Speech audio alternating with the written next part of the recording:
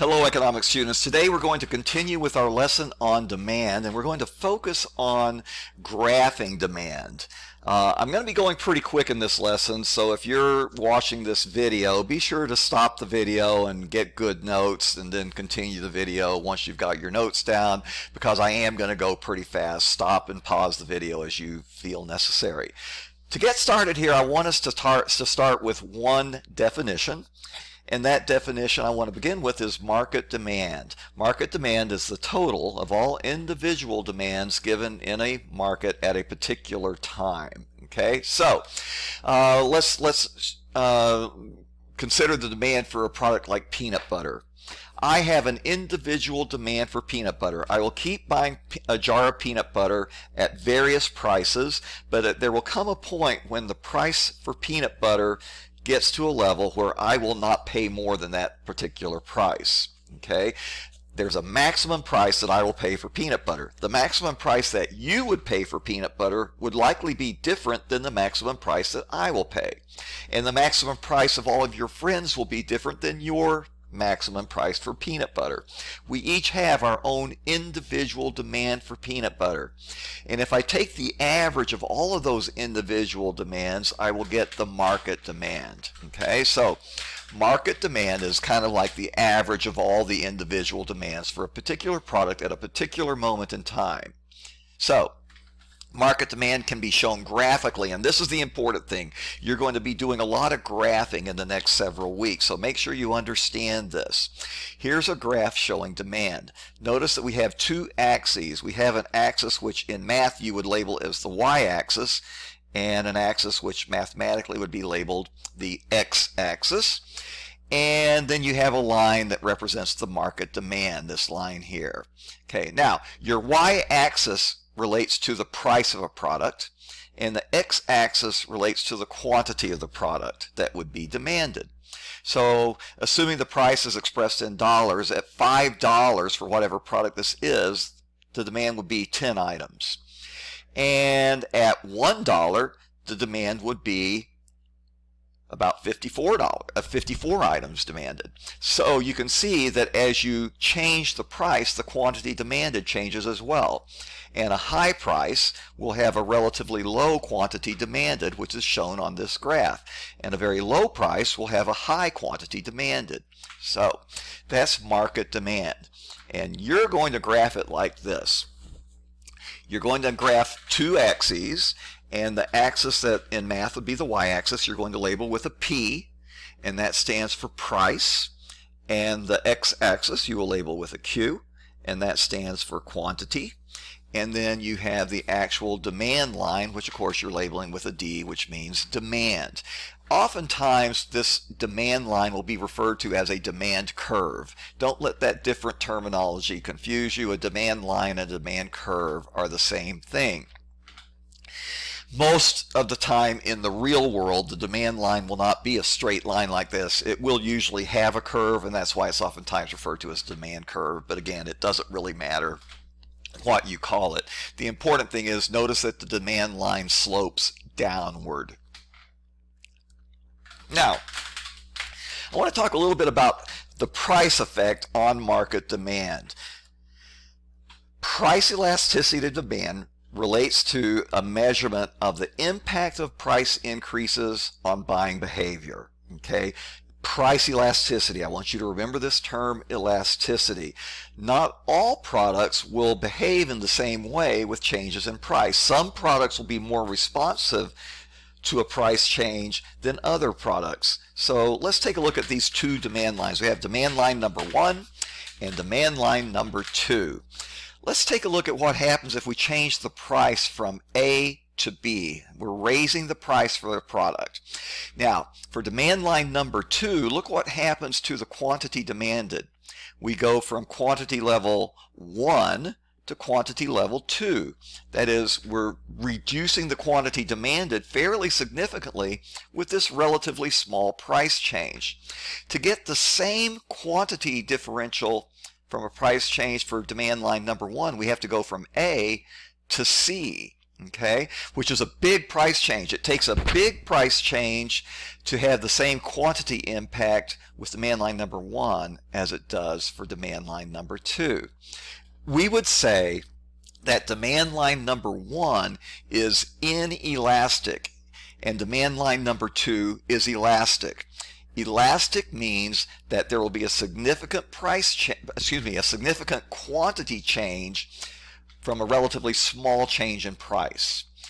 Inelastic means that there is a relatively small quantity demanded change from a change in price.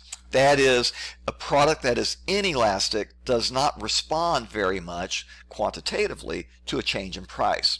But the quantity demanded for an elastic product will change a lot from a change in price. Notice too that the slopes are different. The gentle slope of demand line number 2 means that demand line number 2 is fairly elastic. The steep slope on demand line number 1 means that demand line number 1 is inelastic. So remember that. A steep slope means inelastic. A gentle slope means elastic. Important concepts for you to remember in the future. So there are demand elasticity extremes. I'm not going to spend a lot of time on this, but you could conceivably have perfectly elastic demand, which would look like that, meaning that you're only going to have the demand quantity will always be the same at a specific price. And you're not ever going to have any demand at all if you raise the price above that level. You could have perfectly inelastic demand as well, which basically says I can charge whatever I want to, and I'm going to have the same quantity demanded. These happen very rarely, but there are instances which we may cover in which this could be a possibility. Now, why is demand elasticity different for some goods than it is for others? There's several reasons. First of all, the availability of substitutes. If the price of chicken should go up, it's easy for me to switch to a different meat product like pork. Okay, so chicken and pork being substitutes for one another would be pretty elastic. On the other hand, there is no ready available substitute for gasoline. So even though gasoline in 2022 has gone from about $3 per gallon up to $5 per gallon, people are still buying a lot of gas, even at $5 per gallon, because there is no substitute. You still have to buy gas for your car to get to work, to get to your job, to get to school, to get to the grocery store, whatever the case may be. There is no substitute readily available for gasoline. Demand elasticity for complementary goods will also impact the elasticity for a good. If you have complementary goods, such as tires and cars, you buy a car, you're also going to have to buy tires.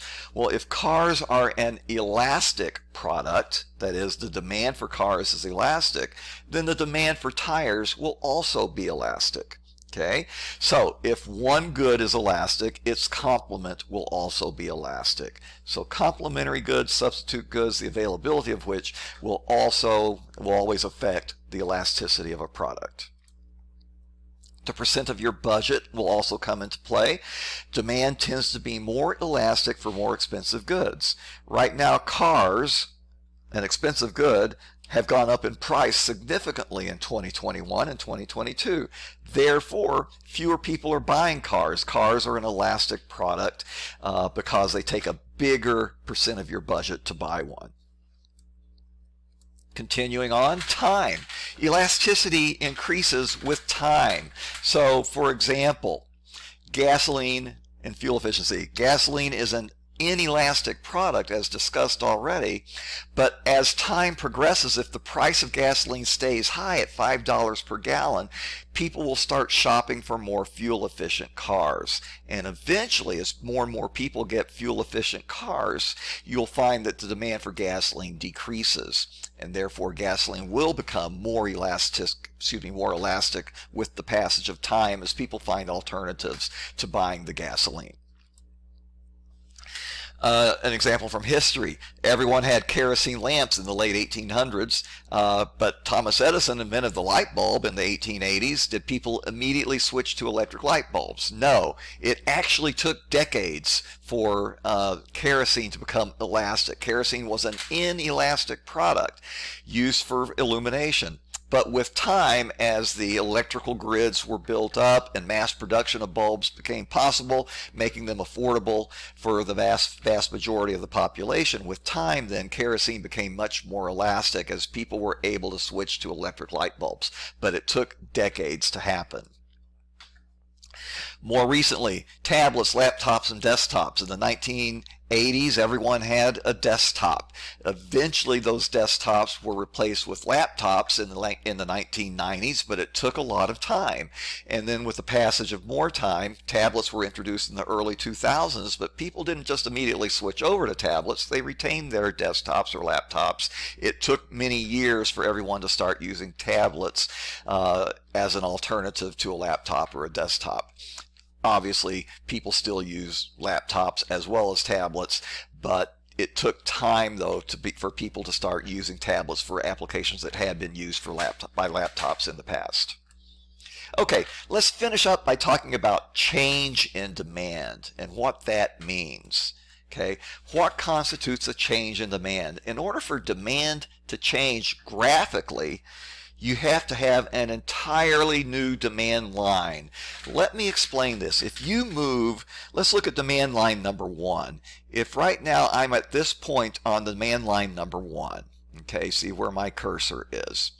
Okay, if I should raise the price and my demand quantity, should change up to where my cursor is here, demand didn't change. All that changed was the quantity demanded as a result of a price change.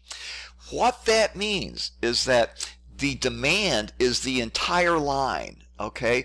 When I talk about the demand for automobiles or the demand for peanut butter, it is the entire demand line that I'm referring to, okay?